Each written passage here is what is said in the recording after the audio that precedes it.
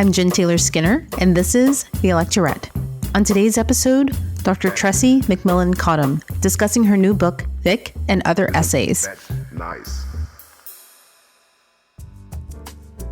Dr. Tressie McMillan Cottom's new book titled Thick and Other Essays has been so popular that it's already on backorder only a few weeks after its release. She is a professor, a public intellectual, and a prolific writer. She's written for The New York Times, The Washington Post, Slate Magazine, and The Atlantic. In fact, Thick is her second book, and this book is a game changer. In this book, she expertly unpacks issues around race and gender and politics, and she uncovers the complex ways in which they all intersect. And she's especially brilliant in articulating the nuances of race and articulating the ways in which Black women navigate the world. These essays are beautifully and poetically written, and the book is like nothing I've ever read before. In this episode, we touch on everything from Obama's presidency to the politics of beauty, and we also talk about R. Kelly. So without further ado, here is my conversation with Dr. Tressie McMillan Cottom. Dr. Tressie McMillan Cottom, thank you so much for joining me. Thank you for having me, Jennifer. I'm happy to be here. You know, I saw you on Trevor Noah the other day, and I was a little jealous when he introduced you because he says your name so beautifully, and I thought, I can't do that. I'm sorry. I don't have an accent. I'm not a special Black. I get it. And I do think the accent is like 80% of it, by the way. 80% of his ability to do that is the accent. 20% of it is the dimple. So don't worry. I just think it's a magic mix that few of us could actually pull off. Yeah, don't tell him that. Don't tell him I said that. Absolutely. Or you said it. I didn't say it. So anyway, I just want to tell you, I'm going to start with, it's not flattery, it's just the truth, right? This book was so incredibly important to me and so meaningful to me because no one writes about those nuanced everyday experiences of non-special, regular Black women that we all have. Those little micro cuts, those little minor cuts that we have every day, you know, of being in academia or just living in the world. Right. And so in that sense, your book was incredibly important to me and I just kind of soaked it in.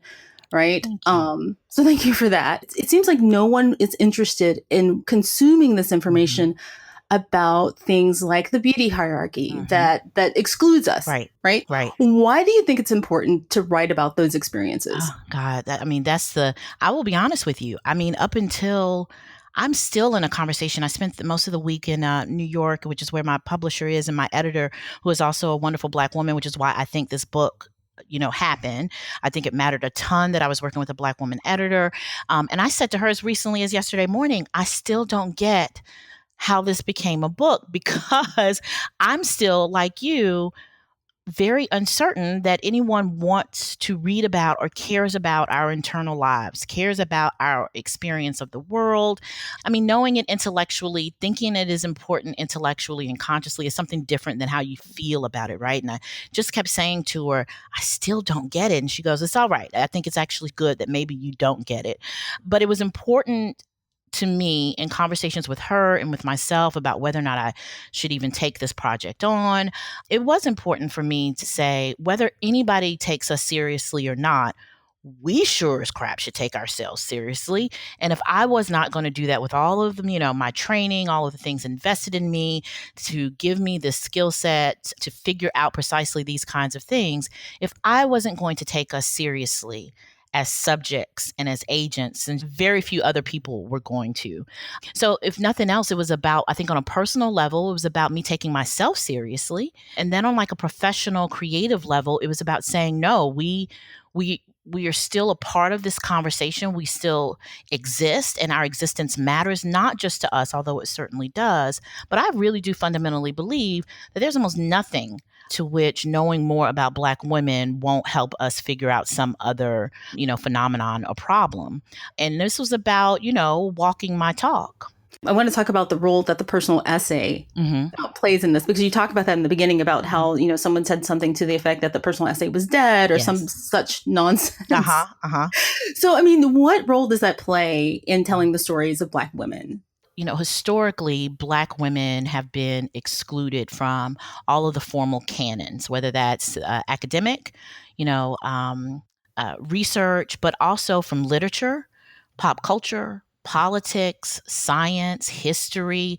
What some of my friends who do like historical archival work talk about are the hidden archives, about how difficult it is that what you have is this cumulative problem that because Black women have been historically excluded from the quote unquote formal archives, those are things like whose papers get saved, right, by a library, for example, or whose speeches get recorded for posterity, whose images are saved and archived and labeled by important organizations like the Smithsonian or, Time Magazine or something, that because historically we were excluded from those formal archives, when a moment arrives, like hopefully we are in now, where scholars and writers and thinkers want to talk about the history of Black women's work and lives, we can't rely on the formal archives. And so they talk about doing this work of like our hidden archive. And one of the things they often look for are first person narratives from those women, because those are, some of the few avenues we have to understanding the trajectory of our lives. So they look for things like, letters between family members or friends. They look at church programs, which I find very fascinating as a form of archive of Black women's work. And so the essay, I think, is just sort of the modern iteration of that. The first person or personal essay says a lot about the personal, but also says a ton about the political, which is something that feminism writ large has said for quite some time, but that I think becomes even harder to excavate, even harder to find when it comes to Black women's stories, not just because we are excluded from the formal archives of history and culture, but because of how our lives are set up politically and economically. Black women just have so little time to document our own histories. And it is increasingly clear that we're the only ones who are going to do it. But we are taking care of so many social institutions. We're taking care of so many people. We are living with and managing so many social problems just in our daily lives that the extra burden of taking on, producing our own intellectual histories become very difficult to do. But one thing we can do and often are able to do is that we're able to speak to our own experiences. And so I think because the threshold of entry into the personal essay is lower, right? You don't need to be a librarian. You don't need to be an academic to do that. And especially with technology now, you don't even need formal gatekeepers like magazines and editors. We can express ourselves with fewer levels of translation by others, which makes our personal essays, I think, particularly powerful as a political tool for understanding our world.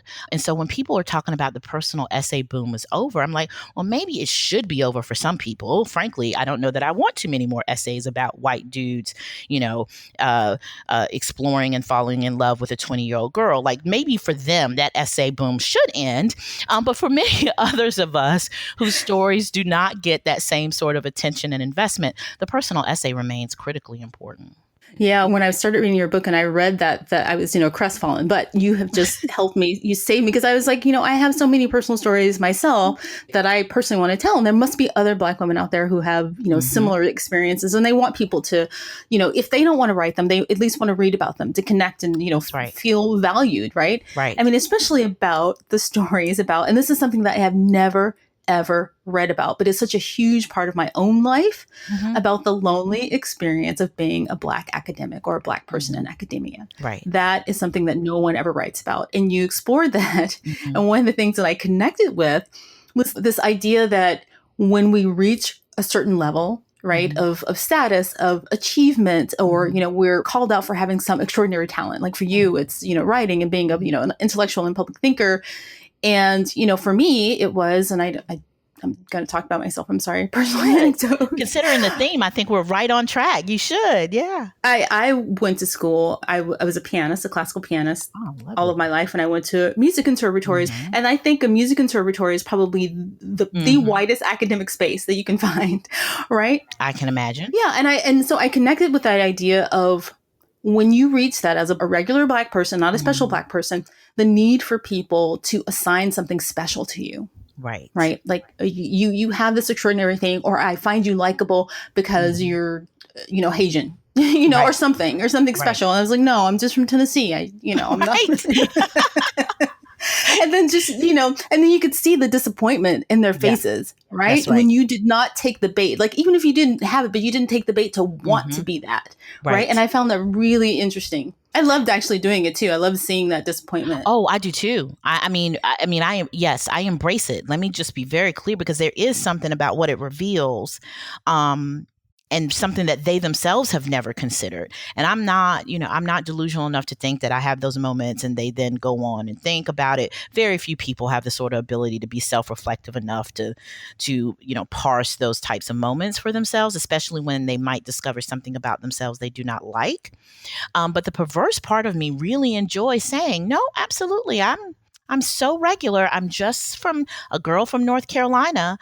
And I enjoy that moment. I think it validates me. I think there's something to saying to myself, my own psyche, that, hey, I'm going to defend you, right? I'm not going to let people separate you from me. I'm not going to let them compromise our authenticity. And I think there is something about yourself knowing that you will protect and defend yourself, that just when you do it in those little small ways, those little small conversations, I think they add up over time. And I think that's really part of our self-esteem and the way we value ourselves. It's one of my forms of self-care, frankly, that I just won't let these micro interactions redefine me, even if it's only for a moment.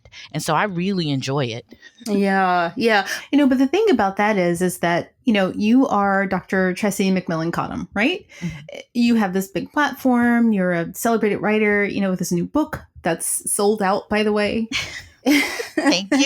It's doing well. And so, that gives you the room to do that. Right. And you talk about the hierarchies of race a lot in your book. But depending on the type of Black person you are, mm-hmm. you are granted, different avenues, right? Mm-hmm.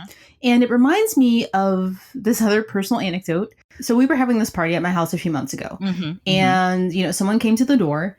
Now, at our parties, it's pretty casual. And, sometimes our guests, they open the door for other guests. Right. So one of our guests, this white guy, he goes to answer the door, and he's expecting it to be, one of his buddies or someone else who was coming to the party. But when he got to the door, it was a grocery delivery person.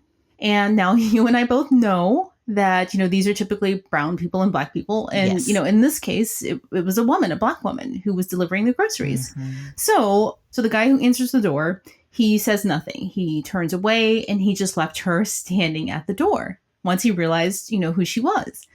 So, his demeanor changes in a second from warm and welcoming to treating her as someone, not worthy of being seen or, not worthy of interacting with. So I get to the door, to try to save this interaction.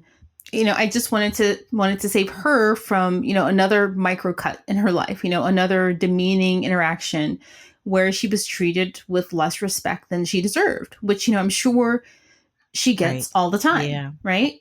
But, by the time I get there, it's too late. When I get to the door, her head is cast down and she doesn't make eye contact with me, but that interaction stayed with me for so long. Yeah, and it's also so disappointing. I feel often that I have to hold both of these ideas about my social environment at the same time, which is that I absolutely have friends, non-Black friends, who value me and like me, and et cetera. But I also have to hold a place in my mind for allowing that may not say anything at all about how they see Black people writ large. Like, there's no way that you can fully see me and not have seen the Instacart woman. Right. That somehow those things have to be a little at odds. And it's always very disappointing. I've had, similar moments when it's, a reality check and a gut check for me. Go, oh, okay. Yeah. Even though I'm just a regular Black, they have made some sort of exception for me. And this is, the evidence. I see it, for example, in my work a lot when I see my colleagues treat most of the, or often Black people in the academy are disproportionately represented in administrative jobs, like, the department admin, the custodial staff, food services, et cetera. And there's something about when you're on a campus, as many of us are, with something like single digit Black professoriate on the campus. When I walk into the cafeteria or I interact with somebody at food services, they see me, I see them, and we recognize each other, right? And there are these great moments. And then I can be with my non-Black, especially often my white colleagues, and you can see their confusion that I am having this interaction, with the cashier or the, listen, some of my best friends in the department are the custodial staff, right? Because they're disproportionately Black women, and they can be the only Black women I see all day. And so we talk all the time. I know their kids. I know how work is going, and you can see I have seen before some of my colleagues be very taken aback by it. And I, like you, have tried before to try to save the interaction, but there really isn't much you can do other than hopefully being an exception to that for the other Black people that I engage with. Yeah. Yeah. Another thing that I love about your writing is that there seems to be this audience of consumers of Black content who want to consume big moments of Black pain, right? Like those big, the right. Sandra Bland's or Surviving R. Kelly, right? And I like that you don't take that bait. But I wonder if there was ever pressure for you to sprinkle a little more Black pain, like those big operatic moments in your work. Are you kidding me? All the time. I mean, just this week alone. Seriously. So part of the thing that happens, when a book like this comes out, part of promoting is what we call serials. This is where you'll republish an excerpt of the book in a mass publication, generally a magazine. And they always edit it for length, or something like that. And so you're working with a new set of editors with whom you yourself don't have a personal relationship, right? So they take your published work, they're trying to slice off a piece of it for their audience. And these conversations often go something like this. Yeah, I was wondering if you could just talk more about right here where you said, insert trauma, that you were beaten, sexually molested, pulled over, arrested, someone died. Like if you could just expound on that. And fortunately, again, I'm in a position where I don't have to do that to get access to publication, right? And I have made a deliberate choice that I will not do it. Some of this is about having like some really kick butt friends. My friend Roxane Gay has a career that has been all about her drawing these really clear boundaries because she writes so often about her personal trauma. And she and I had a conversation before this book came out because I knew it was my most personal thing that I had done. And I was not totally comfortable with that. And I remember her saying to me, you tell people what you will and will not talk about. And she's like, and if they bring it up, hang up. She's like, hang up or walk away. And having that permission from another Black woman was hugely important. And she's right. For those of us who have earned, and I want to be clear about that because I realize not all Black writers have this freedom. If you want to be seen, if you want to be published, if you are new and starting out and don't have a whole lot of other sort of credibility to draw on, we often have to mind that pain to get published. But if I can be an exception to that, to model a different way to engage with Black women that is not all about us standing there and I call it bleeding on the page for white readers, right? I have no desire to do that. And I push back hard against people who want me to. But all of the time, it happens all of the time. Yeah, but the difference is that wanting to do it and being pressured to do it or needing to do it, right? Exactly. If you want to control your narrative, if part of your art and your creativity is this moment of vulnerability and honesty and you want to write about it, absolutely. But one of the things that has usually happened in these cases that I'm talking about is I have written the thing I intend to write, right? I'm not going to expound upon that to make it more emotionally resonant for you. And that is often, that thing where they want to rewrite you through editing or rewrite you through the editorial process. That's that way that we tend to be prodded and forced into a traumatic first-person narrative, whether we meant to write one or not. Yeah. But the references to the beauty hierarchy, and not necessarily the beauty hierarchy in the way that Naomi Wolf explores it, in her book, The Beauty Myth, and that's important. It has merit and that should be explored. Right. But it does not include us, us as Black women. And no one talks about the fact that it doesn't include us. Yeah, when writing that, I'd had sort of like pieces of that essay floating around for a while, in my notes or something like that for a while.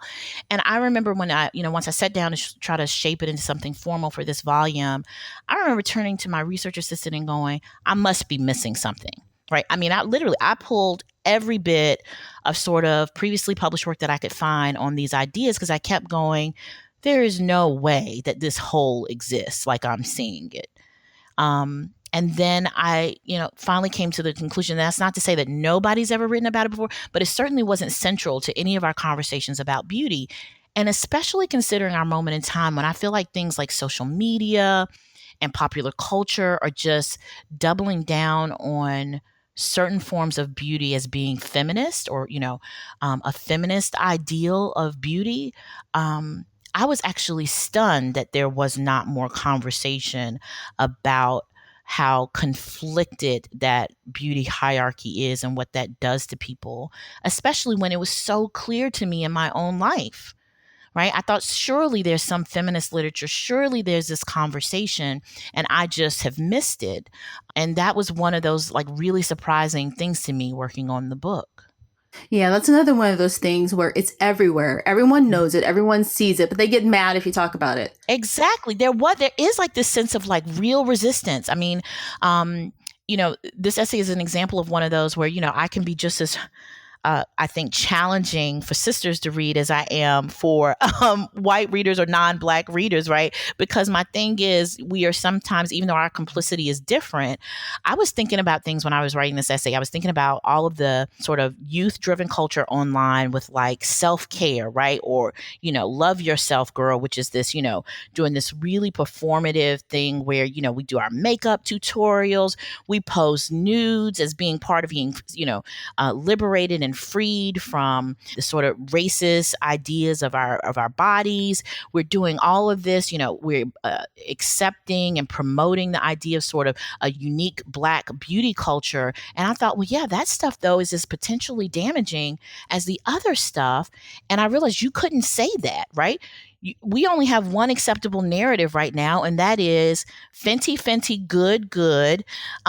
Self-care, hashtag I look good today, thick, hashtag, right? And as important as all of that was, I thought that's also, however, coming from a place, and if we're going to be really good critical thinkers of our own experiences, I didn't think that should be off the table for critiquing. Yeah. There's this one part in the book that you write about, which is really important. And another thing that isn't written about a lot is that people like us, and I think we grew up kind of around the same time where, this busing, Right. we Yep. were bused. We Yep. were suddenly in these schools with lots of white people.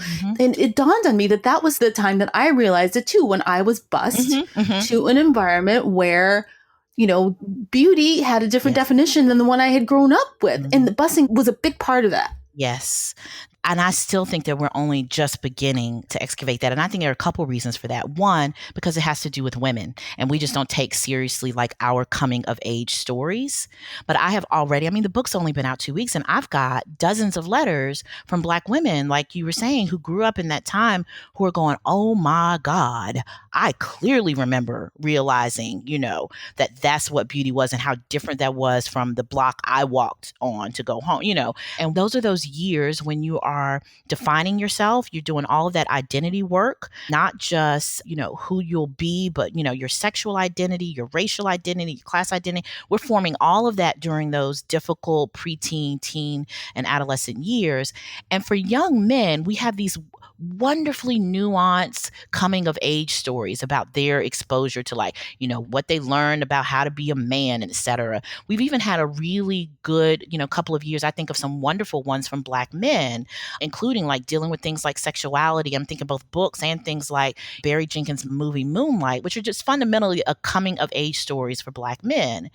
And frankly, I didn't see a coming of age story for Black women and girls that looked like what I had experienced.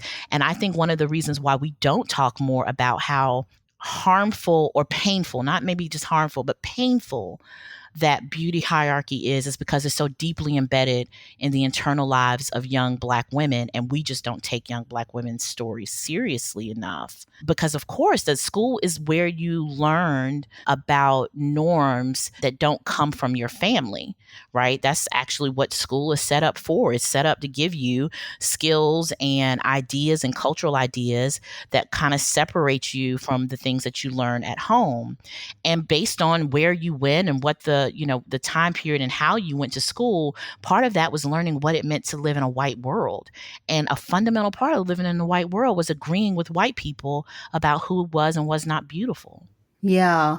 Or at the very least, learning about it, right? That's right. That there was a counter narrative, right? And that not only was their narrative counter, but their narrative was probably ultimately more important than whatever narrative we had gotten at home. And the most painful thing about that experience to me is that, so for me, I grew up in an all-Black neighborhood, went to an all-Black school until I was bused in junior high. So for me, I think one of the most interesting and painful and memorable things was seeing the Black boys that I'd grown up with Mm-hmm. You know what I'm going to say? Mm-hmm. Shift, right? Uh-huh. Yep. One week they liked, a little booty on a brown girl, and the next week they were coveting the blonde cheerleader. Yeah, watching that happen in real time. Yes, I remember that too. Yep, you just summed up me, ages, 13 to, Yep. the rest of my life. So, Oh, I totally. And it is, I don't know that people fully understand how, I mean, again, these are those years where the early sexual awakening interactions that you have during those years are just so foundational to your sense of self. And watching that happen, is very damaging and confusing because again, we sound so much alike, but you also have these narratives right coming out about, well, you shouldn't be worried about little boys anyway, right? So we weren't even supposed to be worrying about them boys anyway. To oh no, and at school and your social life, having a boyfriend was a big deal, which has its own issues with heterosexism, etc. But that was an important part of your social your socialization. And so you've also got all these competing narratives that one, we shouldn't care about what those little boys are doing anyway, to no, you should absolutely care and you should care a ton, to also watching in real time your own value decline. We could watch it happen. And some of what I think gets characterized as Black women's anger or bitterness about Black men or something is, I think, just fundamentally about those original traumas and pains, and because we don't have words for them. yeah. And so this brings me to my other favorite part of the book, where you talk about Leslie Jones, the comedian. Mm-hmm. And you talk about how she uses the pain of being undesired and the pain of being single as a punchline, right? She uses that in her comedy. And, a lot of comedians are self-deprecating, but for some reason, for me, this feels different when she does it. She jokes about being single and about, being undesired. And for some reason, when she does that, it makes a lot of people uncomfortable, and it makes me uncomfortable. Yes. So People magazine, they came out with one of their lists. You know how they come out with, the sexiest man alive or the sexiest woman alive. For some reason, one year they had the sexiest teacher alive. And, I don't know why they would need that. But anyway, so Leslie Jones, she picks up on the story and she starts to flirt with this sexiest teacher alive on Twitter. And, she says, are you single? Do you want my phone number? And people are watching this kind of unfold, and they're treating it as kind of a cute joke. Yeah, that's one of her things, by the way. Yes, I've seen her do it, and certainly with others. But it's painful for me to watch, because when I see those interactions, I see the realness in that. She's doing it as like a punchline or as comedy, but I see her pain as a Black woman in those reactions. Like, she was serious. Like, she was seriously flirting. She was not just, doing... It's one of those jokes that we call, where my people are from, is those jokes that people float to see how serious you are. They're like, it's a joke if you playing, but I'm serious if you take me seriously kind of joke, And yes, she was floating it as one of those kind of quote unquote jokes. If he had given her an overture, I suspect she'd have been quite serious about the flirting. Mm-hmm. Yeah, but people treated that as a cute story, right? Yeah. And they ignored the pain of Black women in that story, and the fact that, we are typically single. We're the last ones to get married. And, they ignored the serious underlying current of those interactions. Yep. Yeah. One of the things about Leslie Jones is coming out, when I went back and watched a lot of her stuff to prepare for writing this essay, I wanted to make sure it was the theme that I thought it was, and that kind of thing. And I cannot tell you how often I had to pause her stuff. I mean, honestly, I cannot consume her work. And this is not about whether or not she's funny. I can't personally consume it as funny because of that, because I clearly am. I think for her shtick, her thing that she does to work, you have to share a casual disregard for Black women that I just can't do. And so all of her punchlines to me are on herself, which I know is a form of comedy, but watching a Black woman do it and knowing who's consuming it was so hard for me. I remember watching the YouTube clips and I almost had to pause almost every 90 seconds. I couldn't even consume it. That pain, and then I just get so angry about how almost nobody sees it as such. Nobody sees it as such. I thought about some of the great comedians, and not saying that she's on this level, but I could think about something like Richard Pryor, whose whole comedic career was built on, especially in his later years, dealing with things like his addiction, right? And his run-ins with the law and setting himself on fire. He had these horribly painful routines that we were able to somehow understand as both funny and traumatic. And it really actually breaks my heart that we don't see someone like Leslie Jones's comedy the same way. Yeah, people don't want to acknowledge the pain of, the blackness Yes. and, being at the bottom of the hierarchy, the Yep. beauty hierarchy in that economy, because everybody is complicit except Black women. Like even Black women, we're complicit, to some extent, but like everyone is complicit. And to admit that is to indict yourself. Right.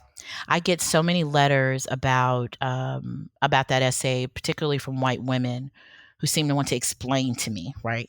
They do feel this personal conviction, especially those who I think have identified as feminists. I had a wonderful interaction at my book party with, just such a woman who's like, could not wait to corner me to say, about that essay. And by this time, I was celebrating the release of the book. I probably had more than one or two cocktails by that point in the night. And so I'm usually much better about not actually rolling my eyes. I can do it mentally, but not, but by that point in the night, it was gone. The whole mask is gone. It was over. I rolled my eyes and I told her, I can save you some time. Do you want me to tell you what you want to say? Because I'd heard it that many times. And it was some version of that. Like, I read it, I think I get it, but I'm fundamentally uncomfortable. Make that better for me. Right. Oh. Make me feel better about that. And I go, oh, no, I don't do the second part of that job. I only do the first part. I am not trained at all for the make you feel better part about it. But I do feel like white feminists, women readers in particular, struggle with that one a lot, precisely because I suspect it is the first time that they have ever considered that they are benefiting from a form of power that they, as feminists especially, had wholesale ascribed as being bad, right? Like, no, I don't participate in the white beauty hierarchy because, I don't dye my hair. I'm not trying to be attractive in this white conventional way. And I go, well, yeah, that's still about white feminism, right? That's about your relationship vis-a-vis other white women. Whether you participate in that at all with them has nothing to do with how you benefit from that anyway, as it relates to Black women. And I think that is very uncomfortable for them. Yeah, it's funny because your analysis of the Obama presidency is that at a larger national level about his success in part being because he made people feel better about themselves. Yes, that, I was trying to reconcile a lot with that essay. I had written, a part of that a little earlier on. It had been, I think, the week after maybe the Trump election or something. They asked me to respond or engage with Ta-Nehisi Coates in The Atlantic. And so that was the first part of it. But I was never completely satisfied with my ending point in that original essay. And I think I started to try to resolve that in this one, which is that, we kept trying to figure out how could some of the same people who voted for Barack Obama also vote for Donald Trump. There was a moment where I just had this epiphany where I thought, oh, well, they must share the same motivation. What could that possibly be? And I think that motivation is voting for either of those was a projection for many white voters of their ideal selves, and that actually those ideal selves were not in conflict, that you could absolutely want the thrill, the visceral thrill of power and domination that you get from Donald Trump is actually probably the same impulse that one got from thinking that they were morally superior for having voted for Barack Obama, and that in the end, the election of either of those men said way more about us than it did about them as either candidates or people or politicians. So I think another part of his success, obviously, is that he is what you refer to as a special Black, right? He's not a regular Black. Nicely, that's right. I mean, we're now looking ahead at 2020, which God help me. And, this looks like this is going to be a mix of at least early candidates that are going to be probably some of the most racially diverse that we've ever had. We're looking at there are probably going to be one, if maybe not two Black women. I don't know. I say I want to campaign around Stacey Abrams like we've got around, Kamala Harris, for example. But, there might be a Latina in the mix. We might have, this is looking pretty interesting. And I looked around, though, at that list and thought, yeah, but none of them had what I think fundamentally mattered most for Barack Obama, which was that he represented the special Blackness that ultimately makes sort of mass white culture most comfortable, right? It was extremely important, I think, to his narrative with white voters that he had not been born into the Black American trauma of, slavery, Reconstruction, post-Reconstruction, Jim Crow, and inequality. I think that any Black candidate that comes out of that sort of traditional, regular Black narrative has a totally different path to gaining white voters' trust than did Barack Obama. But I want to talk to you about his privilege, because there's some privilege that comes to being a special Black person, and that allowing you to do things like code switching, because you talk about it in the book, like you're discarding code switching altogether. But I think you can only do that, and I could be wrong, but once you have a certain level of success. Absolutely. Right? Yes. Because some people might still need that code switching. Listen, if some of my Black students came to me talking about they were done code switching, I would shake them. Are you kidding me? Like, yeah, let me be perfectly honest. I mean, I may not have put as fine a point on it as I needed to, that what I was exercising was a marginal privilege, and that I'm doing it deliberately to point out the fact that other Black folk don't have that privilege and should.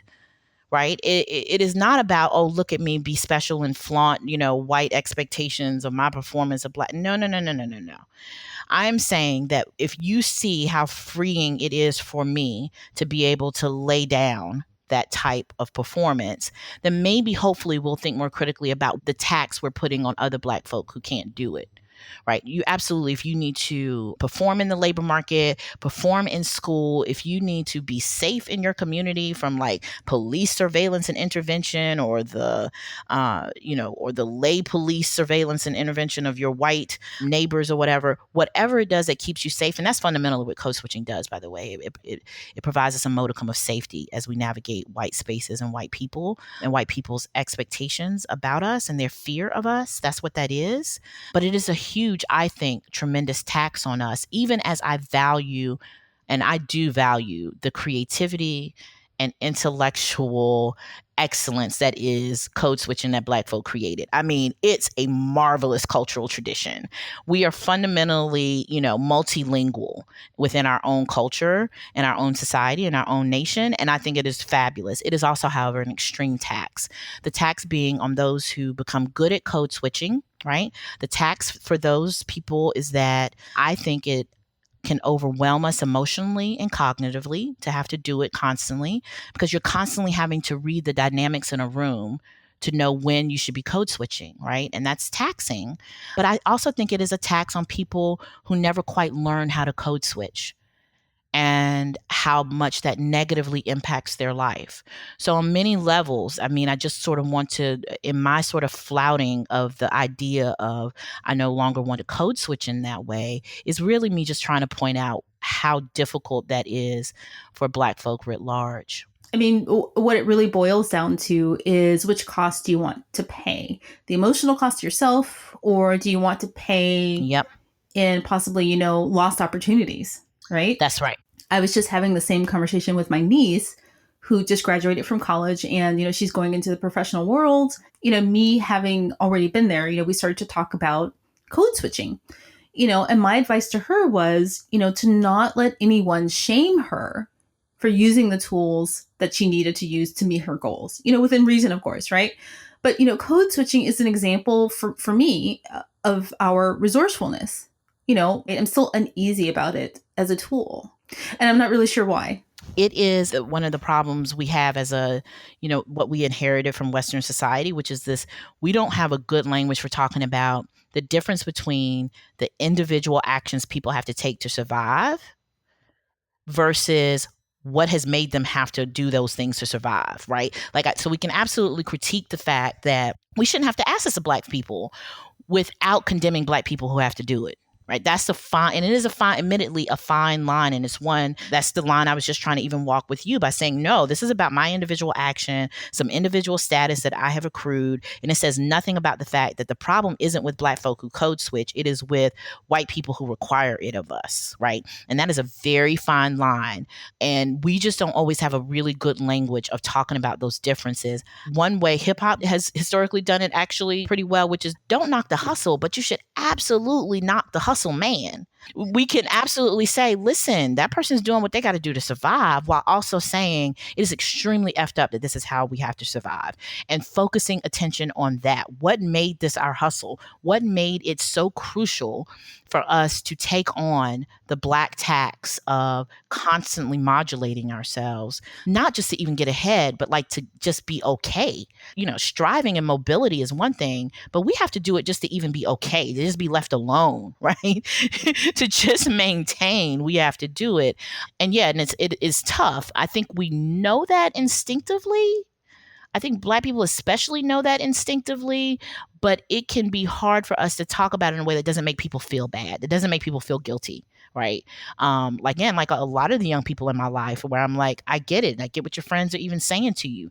I get what the social costs are to you. I also know you're going to look up in 15 or 20 years and maybe regret the trade-offs you made because, you didn't want to be viewed one way or the other because you did what you had to do to kind of survive. But that's like a real conversation that I think we used to do a better job of having in our community. I don't know, I might be idealizing like, pre-Jim Crow Black society, but I feel like we used to be better at that. Yeah. Like we used to talk about it more. Yeah. No, maybe you're right. And I wonder why we don't talk about it more. Right. Yeah. So speaking of hip hop culture and pop culture, you wrote in one of the essays about R. Kelly. One of my favorite lines in that essay was, Black men are too oppressed to also oppress. And that's really powerful. I think one of the most depressing things about watching that R. Kelly documentary was then watching people get really angry about the documentary, but in defense of R. Kelly. And I don't know, I was just really dismayed. I thought, how do we end this cycle of protecting people like R. Kelly? Because it's the job of Black women or the job of Black girls to protect them from being oppressed. How do we get out of that cycle? So I think what we think we're doing is that we're linking our oppression to theirs. But sometimes what we are linking is our safety to their oppression. And that's not the same thing. Like our oppressions are linked, right? I don't think there's a reality where we free Black women and don't also free Black men. But I don't know that when we are doing that kind of work of like protecting R. Kelly from the man, right, by throwing Black women and girls under the bus, I don't think we're linking our oppressions in those instances. We're linking our safety to their oppression. And that's actually very different and actually a type of violence that I think we're doing to ourselves and to each other. One, the people, your comrades, the people who you link your oppression to are never supposed to ask that sacrifice of you. Right. If they were really your comrades, if they're really in the struggle with us, and I just use that word in the sense because I think it says something more than like ally or something. It just means usually when a comrade, it means what we're saying is, I think that my ship rises and falls with your ship. Right.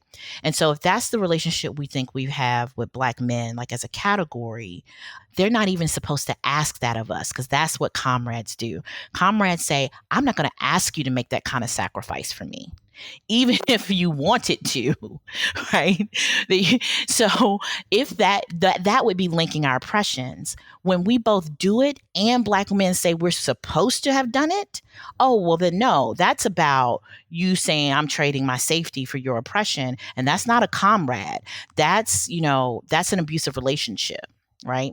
We have more language to talk about protecting Black men than we do language to talk about protecting Black women. Like I even just think about our, the language we have in like our culture and in our songs and the colloquial way we speak to each other. We've got tons of language about how Black women need to lift themselves up, again, self-care, love yourself, Black is beautiful, etc.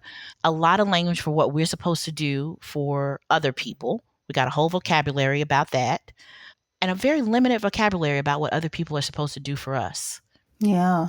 So who do you write for? I'll tell you why I asked that question, because I'm thinking about the woman, who was delivering the groceries. And all I wanted to do was, first of all, give her a big tip and tell her everything's okay. And then I wanted to give her a copy of your book, right? but, to just let her know that these stories are out there, but she probably won't be in your audience, right?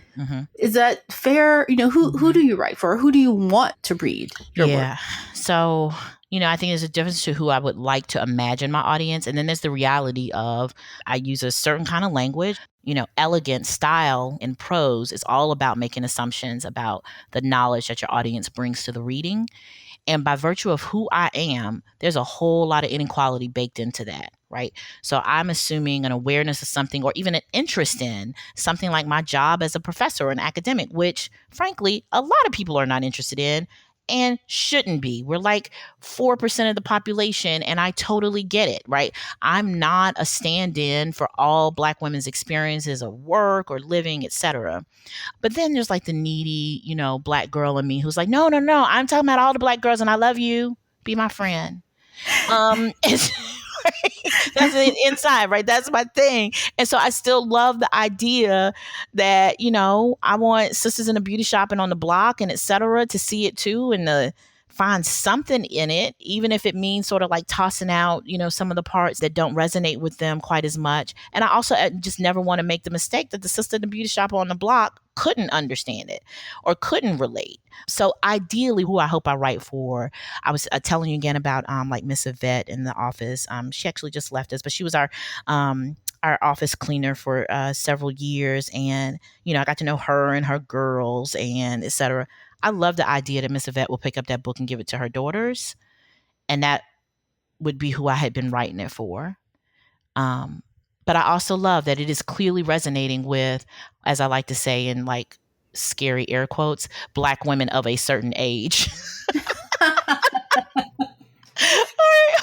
My peer group, those of us who did live the like post-busing generation, because there is something about that, right? That's clearly part of my story and what I'm drawing on that probably will not resonate with like a 19-year-old right now who's now going to schools that are so resegregated that they may as well have been pre-Jim Crow schools, right? Like that. So I get that some of that is just unavoidable, but in my mind, I think I'm writing for like Miss Yvette and her daughters.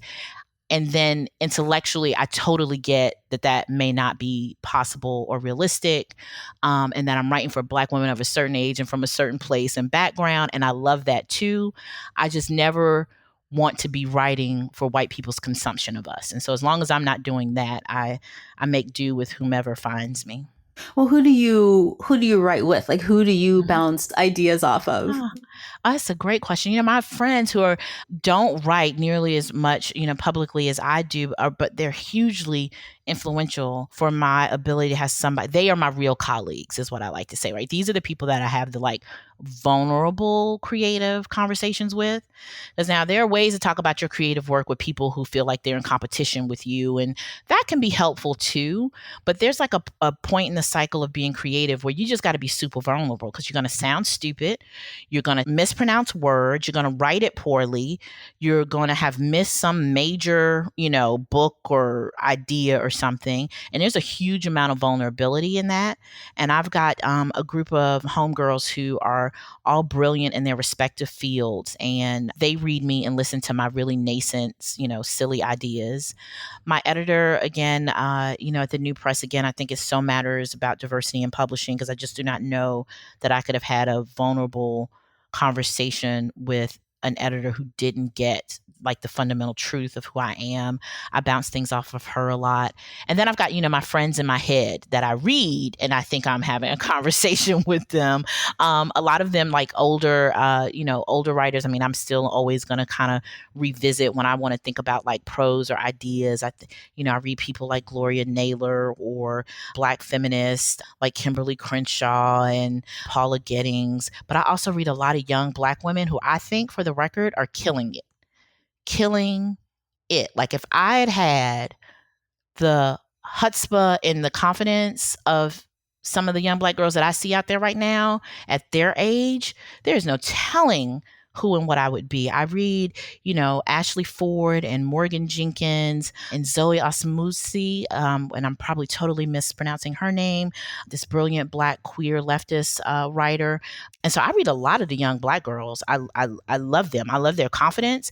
They are so confident in their voice, and that is just amazing to see at people their age. And I take a lot of inspiration from them. I'm a real big fan of young Black girls right now who I really think are just having a real good moment. I love the last chapter where you talk about David Brooks and his That one was just fun for me, right? That was just so self-indulgent. Thank you.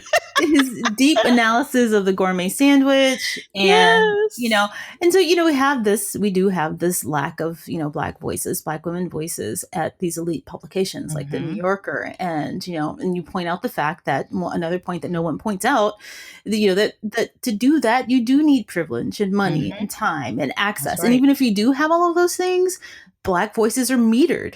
How many can we have at once? That's right. We just have one. Right. Yes. So in 2020 is coming, and we need those voices. How do we solve this problem? Oh man, frankly, I think if I had like the answer, because this probably isn't an answer, just one. But if there was one and I had it, we'd be having a whole other conversation. But I think there are a few things. I think, and not all of it that can be done by Black readers who quite honestly have been doing that work for a long time, which is one, calling out those publications, two, creating counter, publications and narratives, writing our own stuff, sharing our own stuff, promoting our own thoughts and people and thinkers and our own intellectuals. We do that. We have online publications. We struggle to try to keep our print publications alive. We are out there. Nobody embraces sort of public intellectual work, I think, more than Black folk do. And I think we're killing it on that front. But there's only so much we can do when, like I talk about in the essay, you can be a public intellectual in our society and literally never engage a Black woman, and nobody's going to call you out on the bona fides of your intellectualism, right? David Brooks doesn't have to talk to, cite, read, or think about a Black woman ever, and he will always have his job at the New York Times. And I use him as an archetype, right? As much as I like picking on David Brooks, he is just an archetype. And so honestly, until like our well-meaning white readers who love consuming Black art and culture and politics so much, when we do overcome all of these hurdles to produce it, start pushing for the publications that rely on them as their core audience by saying, I feel like we're missing voices here. Until they do it, I mean, the reality of Black life is very little moves at social institutions because Black people ask it, right? It has always been in our collaborations with non-Black people, and especially with white people, who have made social institutions pay us attention and care about our interests. So until those readers start doing it, I don't know what we Black folk can do other than what we've already been doing. Well, Dr. Tressie McMillan Cottom, thank you so much for joining me. Thank you. This book is incredibly important and meaningful to me personally, and I think everyone should read it. I'm certainly going to read it again and again. Thank you. And that means if Black women pick it up and they are seen for any moment of time when they read it, that's it. That's my whole life. That's what I'm here to do. I mean, truly, that's it. I'm good. So thank you for that. I appreciate it. Thank you so much for listening. If you enjoyed this episode, please leave a 5-star review on iTunes and subscribe on iTunes or wherever you get your podcasts. Also, please visit us on social media. That's at Electorette on Facebook, Instagram, and Twitter. And let me know what you think. I really want to understand what you like and what you don't like and how we can be better. Thank you again for listening. And until next time, keep up the good fight.